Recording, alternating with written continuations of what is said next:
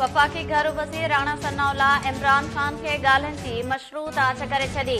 Rana Sanaullah PTI जे long मार्च खे फितनो करार ॾींदे चयो आहे त इमरान ख़ान फसादी एजेंडा छॾे सियासी पार्टी सां गॾु वेहे। हिन वक़्तु पीटीआई सां के बि ॻाल्हियूं न पियूं थियनि।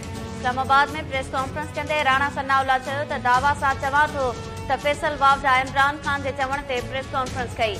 रतो छाण जी ॻाल्हि हुकूमत खे ॾेजारे मुतालबा मञाइण लाइ हुई। हुकूमत उन्हनि जी ॻाल्हियुनि में अची ब्लैकमेल न थींदी। इमरान ख़ान हिक पासे चवे थो त चौकीदार जी पघार बंदि करणी आहे, कुझु देर बाद साॻिए चौकीदार जे पेरे पई खेसि मिनथू करे थो।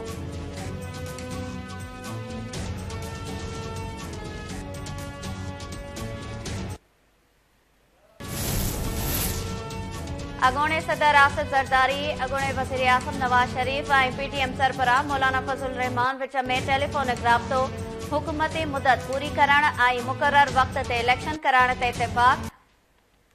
आर्मी चीफ जी मुक़ररी बि आइनी तरीक़े सां करण जो फ़ैसिलो। पीटीआई जे लॉन्ग मार्च खे इस्लामाबाद में दाख़िल थियण जी इजाज़त न ॾियण ते इत्तेफ़ाक़। आसिफ ज़रदारी चयो आहे त असांखे धाड़ेल सॾींदड़ सर्टिफाइड जो साबित थी वियो आहे। फितने मां जान आती कराइण ज़रूरी आहे। नवाज़ शरीफ़ चयो आहे त फितने खे रोकण लाइ वज़ीर आज़म ऐं घर वज़ीर खे हिदायत करे छॾी आहे। मौलाना फज़लुर रहमान चयो आहे त तस्दीक़ थियल चोर मुल्क में फ़साद चाहे थो, खेसि हर क़ीमत ते रोकियो वेंदो।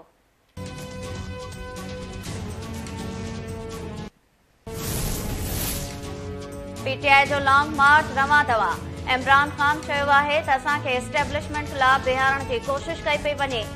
आसिफ ज़रदारी तयारी करे छॾी। लॉन्ग मार्च खां पोइ सिंध ईंदसि। नवाज़ शरीफ़ ॾेह आयो त खेसि जेल में विझंदासीं। चीफ इलेक्शन कमिश्नर खे बि अदालत वठी वेंदुसि।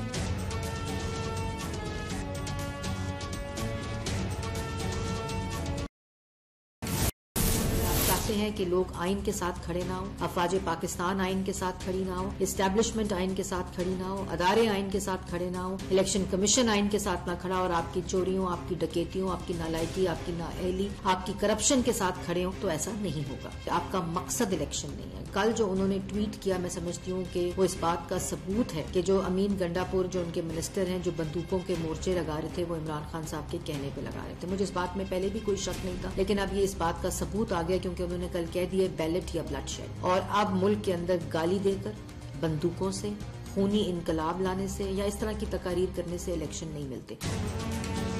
वफ़ाक़ी वज़ीर मरियम औरंगज़ेब चयो आहे त इमरान ख़ान जो लॉन्ग मार्च इलेक्शन लाइ न पर रतो छाण लाइ आहे। चूंडूं वक़्त ते थींदियूं।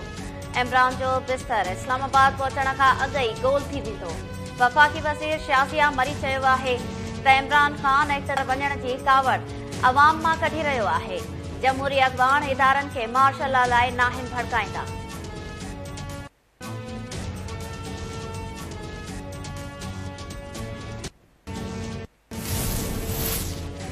पीटीआई अॻवान असद उमर सगारनि धुरनि खां इलेक्शन लाइ किरदार अदा करण जो मुतालबो करे छॾियो।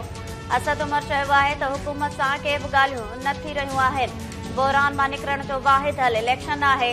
सगारियूं धुरियूं इलेक्शन कराइण लाइ किरदार अदा कनि। मुल्क जा फ़ैसिला अमेरिका या लंडन में नथा थी सघनि।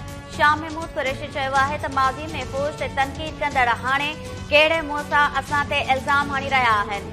फवाद चौधरी चयो आहे त इलेक्शन जे ऐलान बाद ही ॻाल्हियूं थी सघनि थियूं।